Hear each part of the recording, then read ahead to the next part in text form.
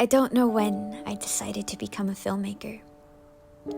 Maybe it was when I saw The Exorcist at 10 years old, when I heard the azan play during the opening scene and saw a white Jesuit priest unearth an ancient evil in northern Iraq.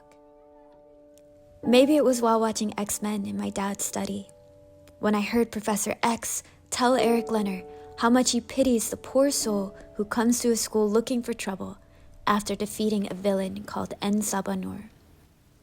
Maybe it was when I rented Lawrence of Arabia from my school's library, when the Turkish bey orders that Lawrence be tortured and leaves the door slightly open so he can watch. People would tell me that it was just a superhero movie, that the beloved classic was sympathetic to the Arab revolt, despite the racism that creeped into its imagery.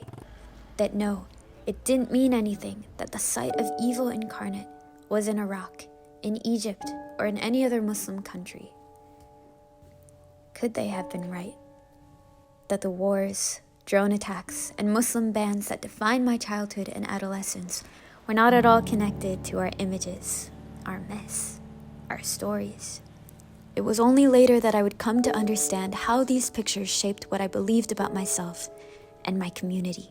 But it was still the people that looked like me that attacked and killed me in my dreams. So I chose to study images after understanding their power. In my cover letter to film school, I wrote about a quote from The Silence of the Lambs. We covet what we see. The films we see change what we covet, what we desire, and what we are afraid of. The first thing, an occupation, when you have a revolution in the country, the first thing you take over is the radio.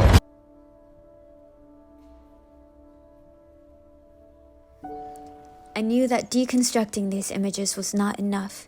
We had to make new ones, and we're the only ones who can tell our story.